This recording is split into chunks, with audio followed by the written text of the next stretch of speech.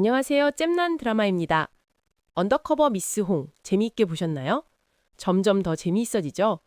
위장 취업한 홍장미, 드디어 첫 월급을 받았습니다. 첫 월급을 받고 301호 룸메들은 모두 즐거운 시간을 보냅니다. 처음으로 클럽도 가보고 모두들 신났죠? 신나게 놀다 통금 시간도 넘기고 우여곡절 끝에 기숙사로 복귀. 그런데 방은 엉망이었고 창문은 열려있고 바람에 커튼이 흔들리고 있었죠. 조용하던 방 안에서 옷장 지퍼가 스르륵 움직이기 시작했죠. 장미가 천천히 지퍼를 내립니다. 그리고 그 순간 모두의 표정이 굳어버려요. 비명도 말도 나오지 않은 채로 화면은 그대로 멈췄고 그렇게 언더커버 미스 홍 4회는 끝났습니다. 도대체 옷장 안에는 누가 있었던 걸까요? 아니, 더 정확히 말하면 왜 하필 301호였을까요? 오늘은 3, 4화를 다시 짚으면서 5회 예고에 깔린 떡밥들, 그리고 앞으로의 흐름을 제 나름대로 정리해보려고 합니다.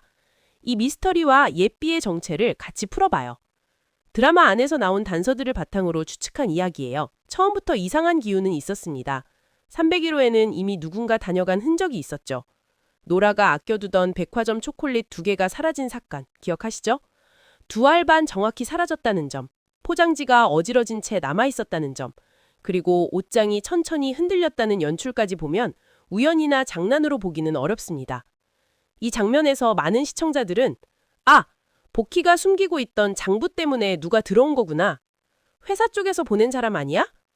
사실 그렇게 보이는 게 너무 자연스럽긴 했어요. 실제로 복희는 강명희 사장의 스케줄과 관련된 핵심 인물이고 비자금 장부의 존재가 계속해서 암시되고 있었으니까요. 그래서 자연스럽게 장부를 노린 침입이라는 의심이 먼저 나오는 게 정상이에요. 그런데 저는 그 장면을 보면서 조금 다른 쪽에 시선이 갔습니다. 미숙의 반응 때문이었어요. 그날 놀란 표정으로 가장 먼저 방으로 뛰어들어간 사람이 누구였는지 기억하시나요? 미숙이었습니다. 집이 어지러진 걸 보고 놀라긴 했지만 다른 룸메이트들처럼 공포에 질린 모습은 아니었어요. 어딘가 급했고 뭔가를 확인하려는 듯한 반응이었죠. 그런데 금보가 방으로 들어왔을 때 미숙의 모습은 보이지 않았어요. 어디로 사라진 거죠? 옷장 속에 같이 있었던 걸까요? 이게 단순한 침입자였다면 저렇게 반응할 이유가 있을까 싶었어요. 이 장면 하나만 보면 애매할 수 있는데 앞에 쌓인 장면들을 같이 보면 느낌이 달라집니다. 락카페에 가기 전에도 그랬죠. 다 같이 놀러 가자는 상황에서 미숙이만 성경 공부를 해야 한다는 핑계로 먼저 빠지겠다고 했죠. 그 이유도 어딘가 급조된 듯한 말이었고요. 저는 이 지점에서 이렇게 생각했어요. 미숙에게는 반드시 책임져야 하는 누군가가 있다. 미숙이 기숙사에 들어올 때 짐 속엔 아이 사진이 담긴 액자가 있었죠. 처음엔 미숙에 숨겨둔 아이일까 하는 생각도 해봤는데요. 미혼모로 사연 있는 설정은 이 유쾌한 드라마에 어울리지 않을 것 같고 아마도 어린 동생이 있는 건 아닐까 하는 생각입니다. 아마도 미숙의 어린 동생이 기숙사에 몰래 들어와 있었던 것일까요? 미숙은 들키지 않도록 조심했지만 어린 아이가 결국 사고를 치고 옷장에 숨어버렸던 것이죠. 집안 형편이 넉넉하지 않고 동생을 맡을 곳도 갈 곳도 마땅치 않은 상황. 그래서 모두가 출근한 낮의 시간에는 혼자 있게 하고 밤이 되면 최대한 눈에 띄지 않게 숨겨두는 선택을 했을 수도 있죠.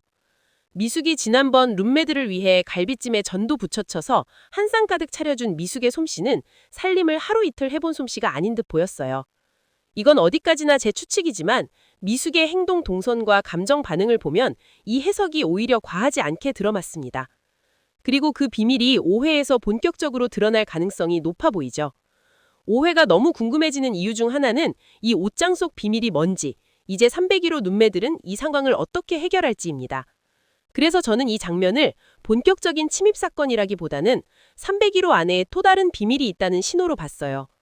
이 비밀이 나중에 근보의 언더커버 작전과 어떤 식으로 얽힐지는 아직 모르지만 적어도 지금 시점에서는 미숙이라는 인물이 단순한 룸메이트 이상이란 건 분명합니다. 한편 회사 안에서는 홍금보가 완전히 벼랑 끝으로 몰립니다. 트레이딩부 주문 실수 사고. 누가 봐도 구조적인 문제였는데 책임은 고스란히 근보에게 씌워지죠. 징계위원회, 압박, 그리고 조건부 기회. 신정우는 근보에게 1밀리언 인베스트먼트 주문 취소 동의서를 받아오라고 말합니다. 실패하면 바로 해고. 이건 선택지가 아니라 통보였어요. 그 과정에서 근보가 던진 한마디. 내가 웃겨요? 이 장면은 정말 많은 직장인들이 공감했을 겁니다. 근보는 여기서 무너지지 않습니다. 쫓고 뛰고 결국 동의서를 받아내죠. 해고는 피했지만 첫 월급 봉투는 너무 가볍습니다. 이 드라마가 웃기기만 한 오피스물이 아니라 현실의 씁쓸함을 정확히 찌르는 이유가 이런 순간들 때문인 것 같아요. 그리고 이제 본격적으로 떠오르는 이름, 예삐. 5회 예고에서 결정적인 말이 튀어나와요. 회사 안에 내부 고발 준비하던 뿌라치가 있다. 이 말이 돌기 시작하자 윗선이 직접 움직입니다. 방과장 자리도 뒤지고 차부장도 불러 세워놓고 결백을 증명하라고 압박죠. 여기서 중요한 건 예삐를 찾는 방식이에요. 조용히 덮는 게 아니라 오히려 판을 뒤집듯 흔들기 시작합니다. 그리고 이 타이밍에 근보는 결심합니다. 더 이상 기다릴 수 없다고 판단하죠. 내가 먼저 찾아야 한다. 그래서 해킹을 시도하죠. 이때 등장하는 이 과장. 근보가 해킹도 돼요? 라고 묻자 망설임 없이 움직입니다. 그리고 그 과정에서 흘러나온 한마디. 이러다 여우회까지 털리면 어떡합니까? 이 말이 나오면서 이야기는 완전히 다른 방향으로 열립니다. 여우회. 동호회 같지도 않고 친목 모임 같지도 않아요. 오히려 서로 묶여있는 이름처럼 들려요. 그리고 그 여우회 회장이 누구냐는 질문이 따라붙어요. 저는 이걸 비자금 관리와 연결된 내부 네트워크로 보고 있어요. 즉, 예삐는 한 사람이 아니라 이 조직 전체일 가능성도 충분합니다. 여러분은 예삐를 누구로 예상하시나요? 저는 처음 예삐의 존재가 나올 때부터 알버트 오가 계속 눈에 들어왔어요. 회사 경영에도 주식에도 관심 없어 보이는 사람. 영화를 좋아하고 어딘가 늘 비켜서 있는 인물. 이런 캐릭터가 보통은 가장 마지막까지 의심을 피하죠. 그리고 여우회 회장으로 언급되는 송주란 비서실장. 그녀가 근보의 사진을 보며 얼굴이 묘하게 닮았다는 말도 의미심장했습니다. 근보의 정체가 조금씩, 그러나 확실하게 윗선으로 스며들고 있다는 신호 같았어요. 이제 5회에서는 모든 게 동시에 움직이기 시작합니다.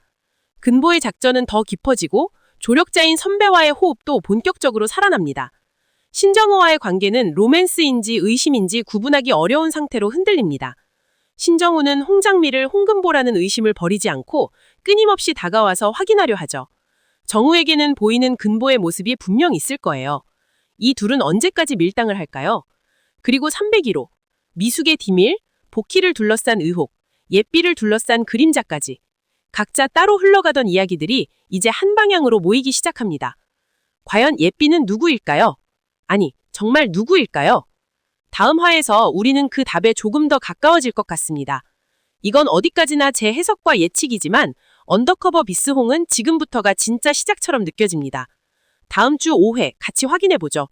다음 주는 얼마나 더 재미있어진 언더커버 미스홍으로 찾아올지 기대됩니다.